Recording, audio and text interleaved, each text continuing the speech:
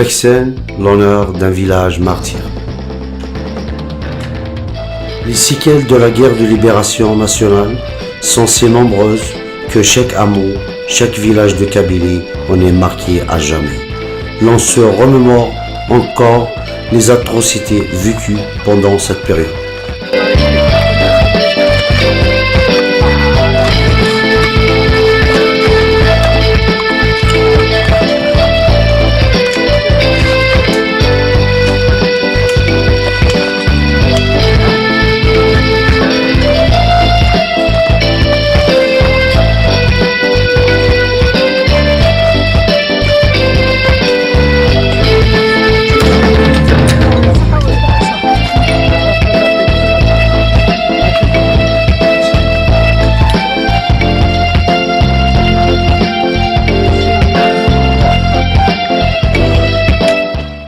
Des vieux, des femmes, des hommes et des enfants sont victimes de la brutalité inouïe des services de l'armée française. Les autochtones, appelés en la circonstance indigènes, furent exécutés sans état d'âme dès lorsqu'ils refusaient de se soumettre à l'ordre colonial.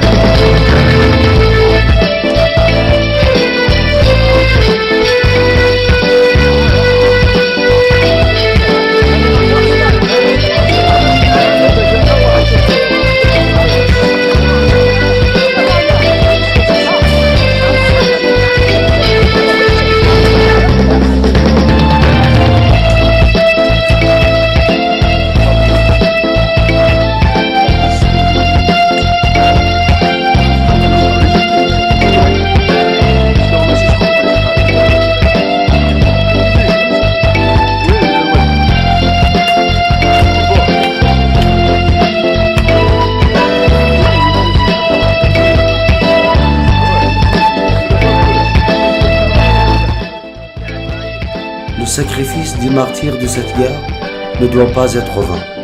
Elle servira de repère historique et de socle mémorial aux générations futures pour construire l'Algérie de demain. Le devoir de mémoire nous impose d'inculquer cette culture de transmission de nos épopées de génération en génération. Didouche Morad avait dit « Si nous venons à mourir, défendez notre mémoire ».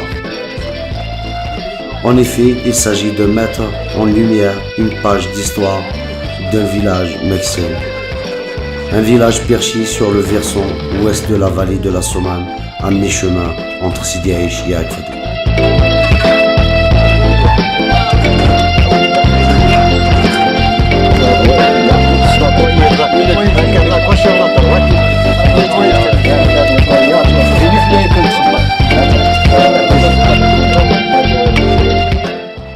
Le comité de village meksen a décidé de rendre hommage aux nombreux martyrs tombés au champ d'honneur le 2 juin 1956.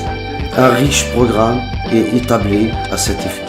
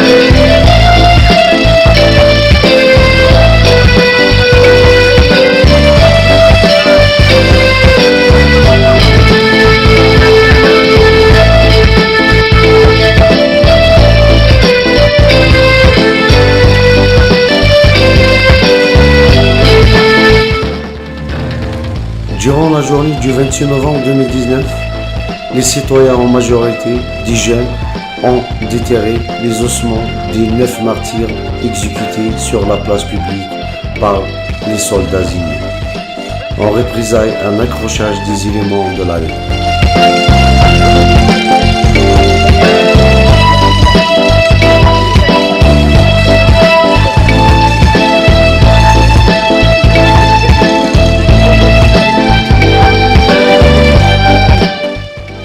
En effet, la jeunesse de ce carnage de l'armée coloniale au village de Mexen remonte à l'organisation des festivités décidées par l'administration française de l'époque, au niveau de la commune mixte de la Somalie à Sidège. Un citoyen de la région avait participé à cet événement, un acte perçu comme une autre trahison par les villageois. Ce dernier avait décidé de laver l'affront, en remettant ce renégat entre les mains de l'armée de libération nationale pour être jugé et sanctionné. Au moment où l'indélicat citoyen allait être livré aux Moudjahidines, un accrochage avait éclaté entre ces derniers et une section de l'armée française. L'armée ennemie avait subi ce jour-là un vrai revers.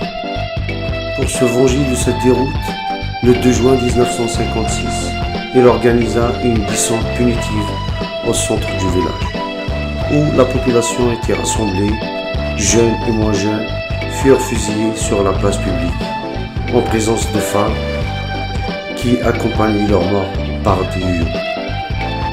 Le carnage terminé, les soldats français avaient sommé les quelques rescapés et les femmes d'enterrer leurs morts. L'inhumation s'était déroulée dans la précipitation, selon les déclarations de quelques vieilles femmes moudjahidettes encore en vie. Le 29 novembre 2019, une émouvante cérémonie de déterrement des ossements des martyrs a eu lieu au village Mexen, en présence de la PC de Tiba, des autorités de l'ADERA de Chemini, ainsi que le responsable de la PUI de Bijar. Des chants patriotiques étaient entonnés à l'occasion par des petits-enfants.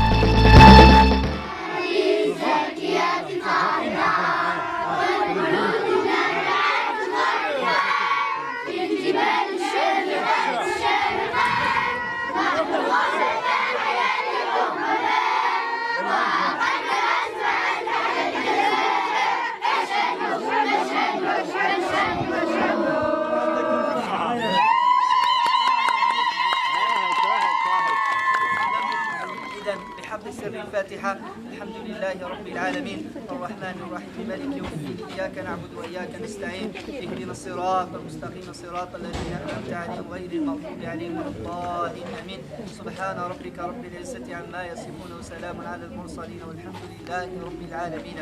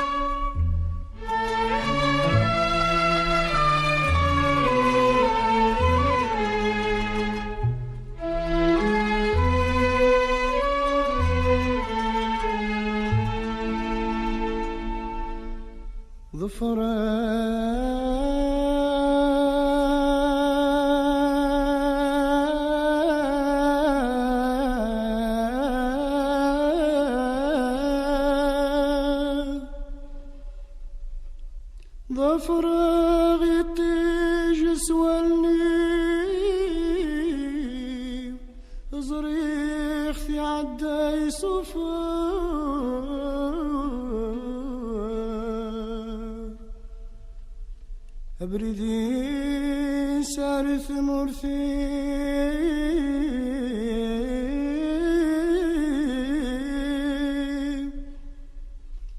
سلمي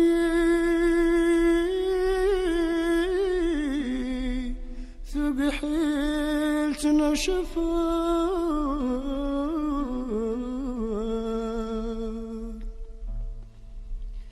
فوادي وفي اللاسي حراق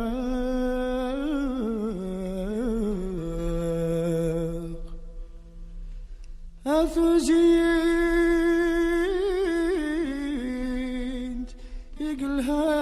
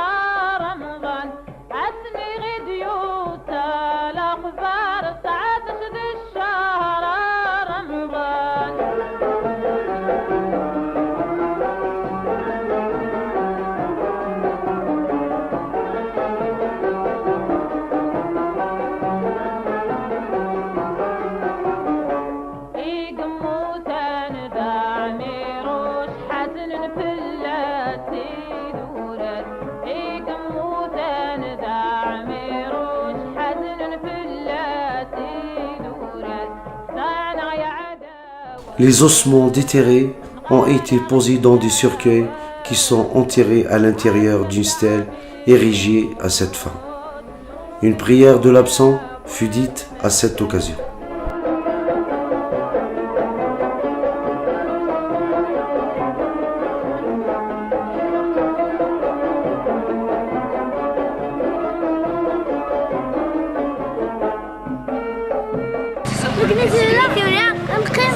الجزائر والله كنروح تنال تورت العالية كيروح تنال الشهداء وهنيك دافع على بلادنا ان شاء الله ان شاء الله.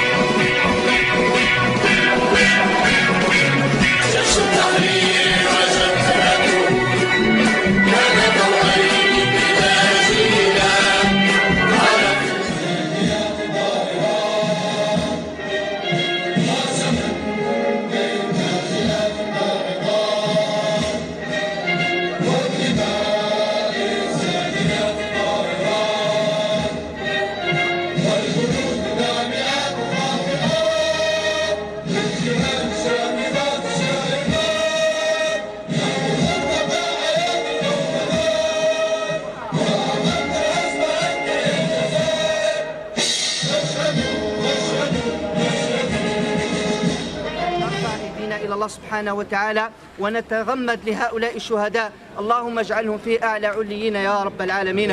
اللهم اجعلهم في أعلى عليين يا رب العالمين. اللهم اجعلهم في أعلى عليين يا رب العالمين. اللهم أصلح ولاة أمورنا يا رب العالمين. اللهم اهدهم إلى ما فيه الخير يا رب العالمين. اللهم أرهم الحق حقا وارزقهم اتباعه، وأرهم الباطل باطلا وارزقهم اجتنابه يا رب العالمين. بحق سر الفاتحة. الحمد لله رب العالمين الرحمن الرحيم ملك يوم الدين. إياك نعبد وإياك نستعين. اهدنا الصراط المستقيم صراط الذين أنعمت عليهم غير المغضوب عليهم ولا الضالين آمين. سبحان ربك رب العزة عما يصفون وسلام على المرسلين والحمد لله رب العالمين. Pour donner plus de circonstances historiques à l'événement, des anciens moudjahidines ont apporté leur témoignage sur les atrocités subies par les villageois sauvagement assassinés par l'armée coloniale.